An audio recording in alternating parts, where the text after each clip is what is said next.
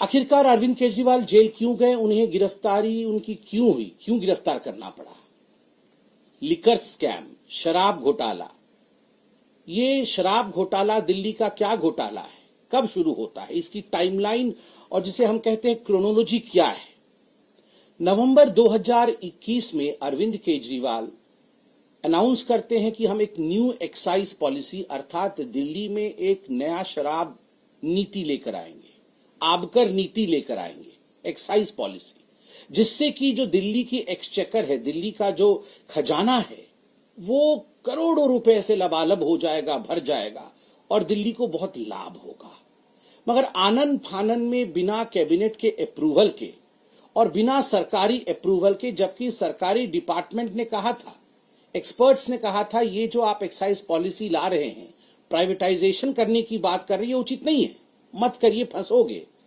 ये सब कुछ ताक में रख करके फिर भी नवंबर 2021 में नई एक्साइज पॉलिसी आती है। जुलाई 2022 में दिल्ली के जो चीफ सेक्रेटरी थे, उन्होंने बड़े स्पष्ट रूप से कहा कि ये नई आबकार नीति जो आई है, इसमें कहीं ना कहीं गड़बड़ी है, इसकी जांच होनी चाहिए। और जुलाई 2022 में ही जो लेफ्टिनेंट गवर्नर थे, उन्होंने सीबीआई की जांच की आदेश दी। जब सीबीआई की जांच की आदेश हुई तो आनन फानन में अरविंद केजरीवाल जी ने इस न्यू एक्साइज पॉलिसी को, शराब नीति को तुरंत वापस ले लिया। पहला प्रश्न दिल्ली की जनता ने और हम सब ने पूछा कि केजरीवाल जी, जिस एक्साइज पॉलिसी को आप कहते थे कि ये कमाल का एक्साइज पॉलिसी है और इस एक्साइज पॉलिसी से दिल्ली के रेवेन्यू को करोड़ों का फायदा होगा और भारतीय जनता पार्टी इसको लेकर राजनीति कर रही है, क्या कारण हुआ कि जैसे ही ये जांच के दायरे में आता है, आप तुरंत उसे वापस ले लेते हैं और कोई कारण भी नहीं बताते हैं? तो आज तक वो कारण नहीं बताया गया, उसे वापस ले लिया गया। 19 अगस्त 2022 को आप याद करिए, पहला सीबीआई रेड होता है मनीष सिसोदिया डिप्टी सीएम के घर में और 22 अगस्त 2022 को ईडी फाइल करती है केस मनी लॉन्ड्रिंग केस में कि बहुत बड़ा घोटाला हुआ है, मनी लॉन्ड्रिंग हुई है, पैसे इकट्ठे किए गए हैं गैर कानूनी तरीके से। कैसे? कार्टेलाइजेशन अलाउ किया गया है। ये शराब कंपनियों का जो एक जत्था बनाया गया है, जो आपस में एक दूसरे को कैसे फायदा पहुंचा सकते हैं, इसके लिए एक्साइज पॉलिसी में प्रावधान किया गया। एक्साइज पॉलिसी पहले इन शराब कंपनी जो कि अरविंद केजरीवाल जी के मित्र हैं, अरविंद केजरीवाल जी के दोस्त हैं, उनको पहले लीक कर दी गई, फिर उसको ट्वीक किया गया, उसमें बदलाव लाया गया ताकि शराब कंपनी अपने मन मुताबिक इन कानूनों में बदलाव ला सके। जो ब्लैक लिस्टेड कंपनी होती है, उनके लिए कानून में प्रावधान है कि वो इस टेंडरिंग प्रोसेस में अप्लाई नहीं कर सकते हैं। मगर बड़ा दुखद और आश्चर्यजनक विषय है कि न केवल उन्होंने अप्लाई किया, अपितु उन्हें इस पूरे ठेके में शामिल किया गया। केवल इतना ही नहीं, आपको जान के आश्चर्य होगा कि ये हर कोई जानता है, वैसे आश्चर्य आजकल होता नहीं है अरविंद केजरीवाल और भ्रष्टाचार के विषय में सुनने से। जो कमीशन इन शराब ठेकेदारों का बढ़ाया गया, पहले ये 5% पे था, 5% कमीशन ठेकेदारों को दिया जाता था, 12% कमीशन कर दिया गया और इसमें बातें सामने आई कि लगभग 6 से 7% कमीशन बैकडोर एंट्री होकर ये ब्लैक मनी के रूप में आम आदमी पार्टी के जो हमारे कार्यकर्ता हैं, बड़े नेता हैं, उनको दिया गया है। करोड़ों रुपए इस माध्यम से दिए गए हैं। इसके लिए दिनेश अरोड़ा जी इत्यादि आपके सामने जो जिन लोगों ने ये किया है, वो अप्रूवर भी बने हैं और उनकी स्टेटमेंट आज पब्लिक डोमेन में है। मार्च 2023 में अंततोगत्वा मनीष सिसोदिया की गिरफ्तारी होती है ईडी द्वारा। अक्टूबर 2023 में इसी केस में संजय सिंह जी की भी गिरफ्तारी होती है और अक्टूबर 2023 में ही समन भेजा जाता है, पहला समन अरविंद केजरीवाल जी को कि अरविंद केजरीवाल जी, प्रथम दृष्टिया प्राइमा फेसी ये लग रहा है कि मनीष सिसोदिया भी इन्वॉल्व है, संजय सिंह भी इन्वॉल्व है और कहीं ना कहीं जो स्टेटमेंट्स आ रहे हैं, चाहे वो विजय नायर जो कि कम्युनिकेशन हेड हैं आम आदमी पार्टी के, और बाकी जो ठेकेदार जो अप्रूवर बने हैं, उनके स्टेटमेंट से लग रहा है कि आप भी इसमें हिस्सेदार हैं, तो आप आइए और हमारे सामने पेश होइए। आपको ये हम लिबर्टी देते हैं, आप अपने विषय को रखिए। समन नंबर 1 जब अक्टूबर 23 को आया, तब से लेकर अब तक 9 समन आए हैं। आश्चर्य का विषय है, एक भी समन में अरविंद केजरीवाल नहीं जाते हैं। अरविंद केजरीवाल जी की वो सेंस ऑफ एंटाइटलमेंट रहती है और वो बार बार कहते हैं कि ये इलीगल है, ये समन इलीगल है। इस समन के आधार पर मैं प्रस्तुत नहीं होऊंगा। मैं कोई छोटा मोटा व्यक्ति नहीं हूं, मैं मुख्यमंत्री हूं, मैं बहुत बड़ा व्यक्ति हूं, मुझे कैसे समन किया जा सकता है। आज गुरूर टूटा है।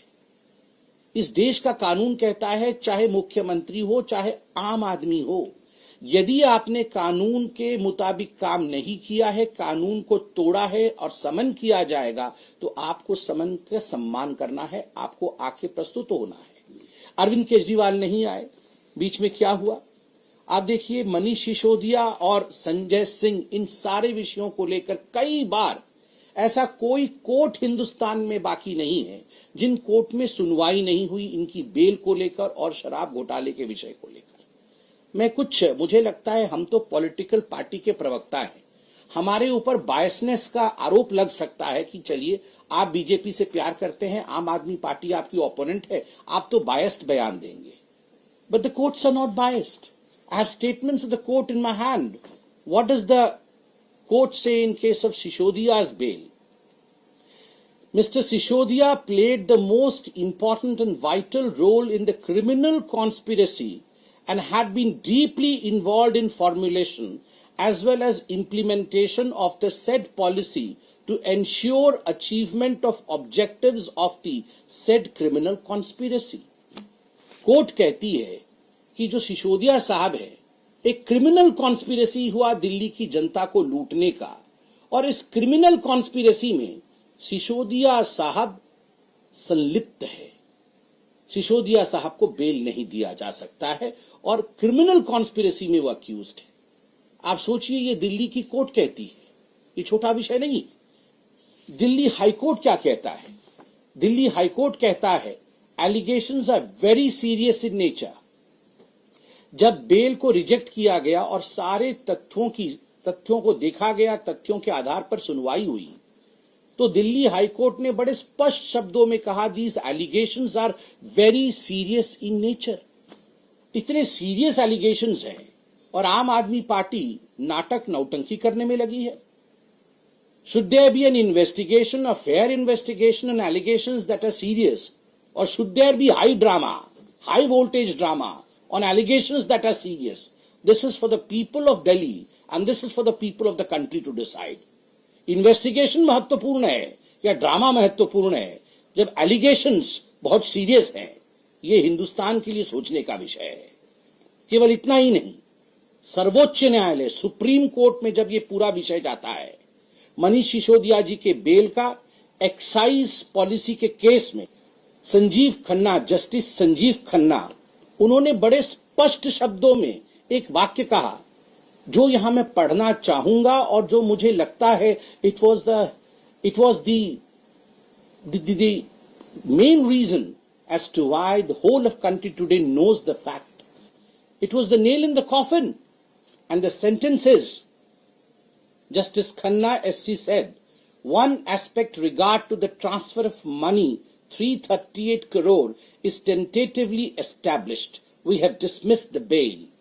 बेल को खारिज करते हुए मनीष सिसोदिया का सुप्रीम कोर्ट के जस्टिस खन्ना ने बड़े स्पष्ट शब्दों में कहा, एक मनी ट्रेल एस्टैब्लिश हुआ है और वह भी 338 करोड़ रुपया का मनी ट्रेल एस्टैब्लिश होता है।